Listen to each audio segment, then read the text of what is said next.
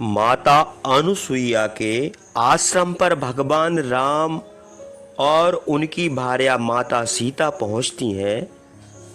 तब माता अनुसुईया सीता से क्या कहती हैं और उन्होंने स्त्रियों के प्रति धर्म युक्त क्या बातें कही हैं, तो सुनते हैं इस छोटे से प्रसंग के माध्यम से।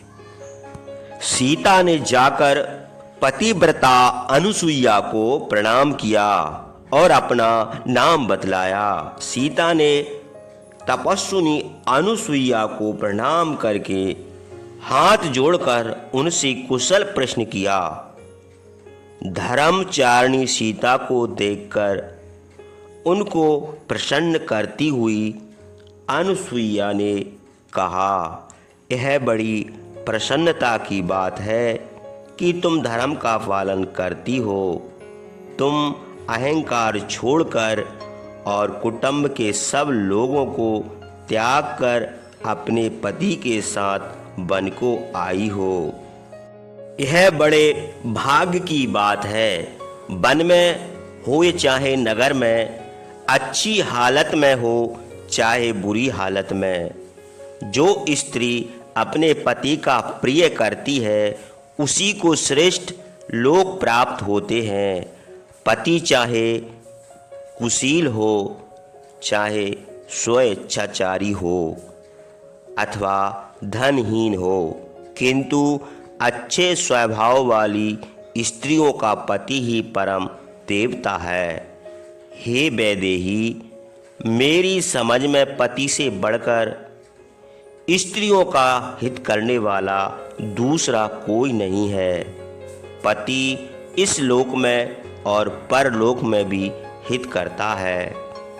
पति की सेवा रूप तपस्या का फल कभी नष्ट नहीं होता। काम के वशीभूत अस्ति स्त्रियां जो केवल अपने भरण पोषण के लिए पति को भर्ता मानती हैं, वे इन गुण दोषों को नहीं जानती। इस प्रकार की स्त्रियां निंदनीय हैं। वे यश और धर्म से भ्रष्ट होती हैं।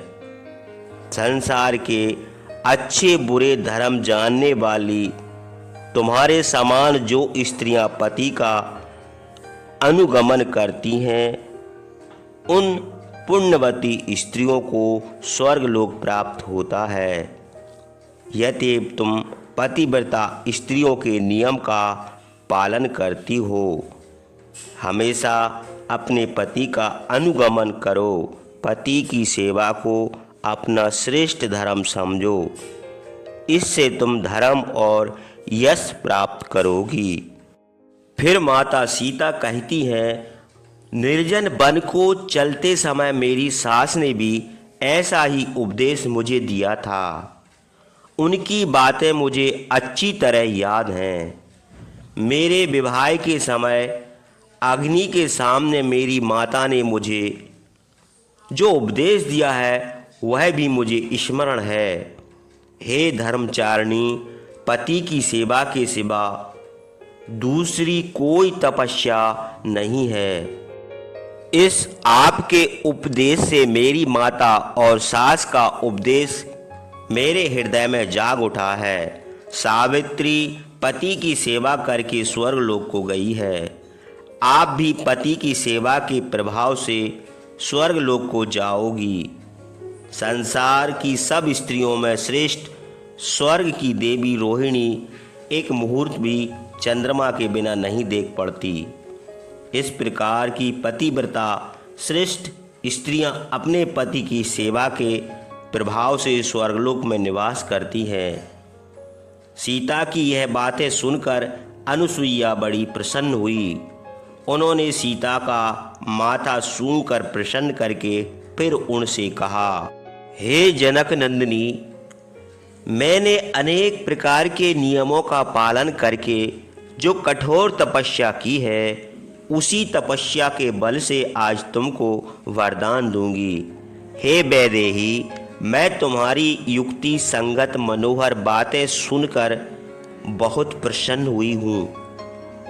यति बतलाओ तुम्हारा क्या प्रिय करूँ। अनुसुईया की यह बात सुनकर सीता को आश्चर्य हुआ। उन्होंने मुस्कुराकर कहा, आपकी कृपा से मेरे सब अभिलाषाएं पूर्ण है। धर्म जानने वाली अनुसुईया ने प्रसन्न होकर सीता से फिर कहा, सीता, तुमको देखकर मुझे बड़ा हर्ष हुआ है। मैं तुमको उचित वरदान देकर अपना हर्ष अवश्य सफल करूंगी। हे वैदेही, यह दिव्य माला, उत्तम वस्त्र और आभूषण, अंगराग, महावर आदि और महामूल्य लेपन, चंदन आदि मैं प्रसन्नता से तुमको देती हूँ। इनसे तुम अपने सब अंग शोभित करो। ये सब वस्तुएं कभी मैली नहीं होंगी, हमेशा इसी प्रकार की बनी रहेंगी। जिस प्रकार लक्ष्मी विष्णु को शोभित करती है, उसी प्रकार तुम्हें अंगराग और लेपन लगाकर अपने पति की शोभा बढ़ाओ। प्रसन्नता से तपस्विनी अनुसुईया का दिया हुआ अंगराग